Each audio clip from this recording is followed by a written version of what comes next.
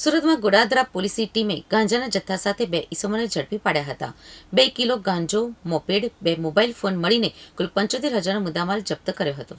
મળતી માહિતી મુજબ સુરત શહેરમાં ગોડાદરા પોલીસની ટીમે દેવધ 4 રસ્તા પોલીસ નાકા પોઈન્ટ ઉપરથી મોપેડ ઉપર જતા અમન ગોપાલસિંહ અને વિકી શિવકુમાર યાદવને ઝડપી પાડ્યા હતા.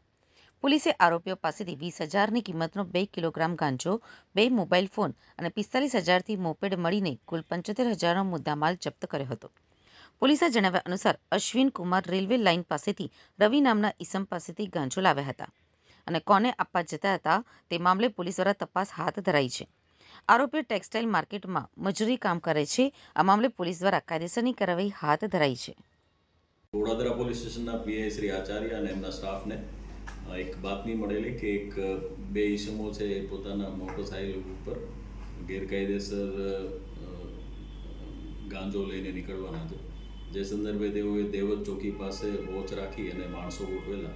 જે સંદર્ભે જે બાતમીવાળું વર્ણનવાળું મોટરસાઇકલ સ્કૂટી નીકળતા તેઓને ચેક કરતાં એમાંથી 2 ઈસમોના કબજામાંથી 2 કિલો જેટલો ગાંજો મળેલો છે, જેની અંદાજે કિંમત 20,000 અને એમની પાસેથી 2 મોબાઈલ અને જુપિટર સ્કૂટી એ સાથે 75,000નો મુદ્દામાલ પોલીસ દ્વારા કબજે કરવામાં આવેલો છે.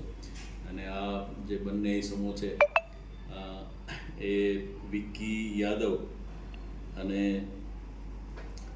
અનંતસિંહ એ બંનેની ધરપકડ કરવામાં આવેલ છે. પોલીસ વધુ તપાસ કરી અને હાલ રિમાન્ડની કાર્યવાહી હાથ ધરેલ છે.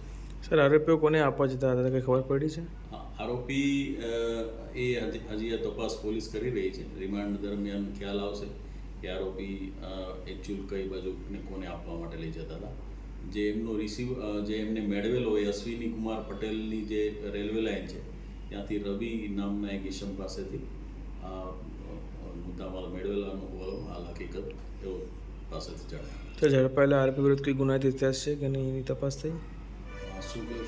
આરોપીની કોઈ ગુનાહિત ઇતિહાસ નથી. પોતે બંને ટેક્સટાઇલ માર્કેટમાં મજૂરીનું કામ કરી રહેલાનું જણાવેલ છે.